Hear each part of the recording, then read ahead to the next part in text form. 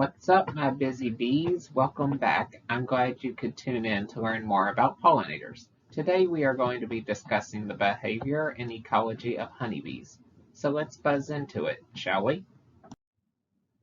Honeybees, as we know, are eusocial insects that live in colonies that are composed of as many as 80,000 individuals, headed by Her Majesty the Queen, who lays all the eggs in the colony, several thousand workers, and about 100 drones, all of which make up what is known as a superorganism.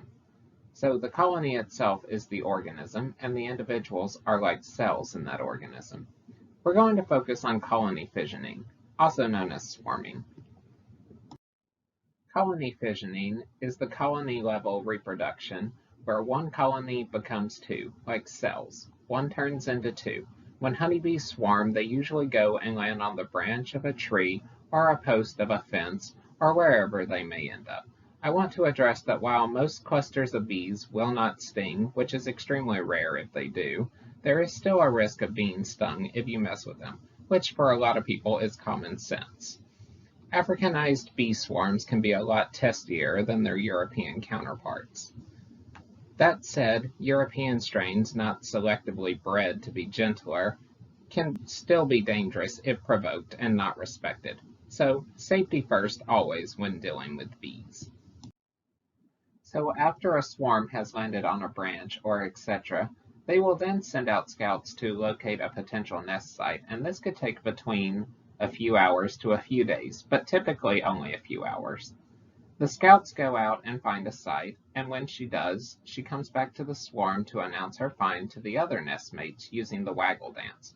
The nestmates then go to the sites and decide, I like this site, so I'm going to recruit other members to this site. Or she can decide, no, I don't like this site, and then goes back to see if other scouts have found a better option. Then they ultimately will go to the site that most members of the swarm think is the best site. There is never an instance where members in favor of one site go to that site if the majority decided on another site.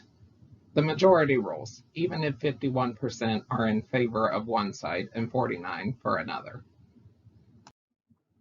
One thing I would like to also address is that there have been studies conducted on swarming in honeybees, which has indicated that around 75% of the nestmates leave the swarm with the old queen, not 50% like previously believed.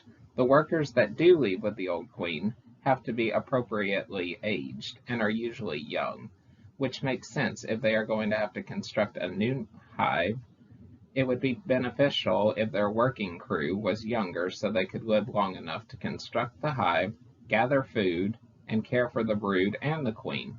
Older bees aren't going to be as resourceful. So that is all for this time. Keep buzzing back to learn more about pollinators. Next time we'll be discussing bumblebee colonies.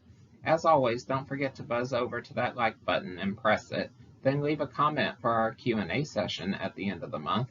Then tell your friends and family about us. Now, buzz off!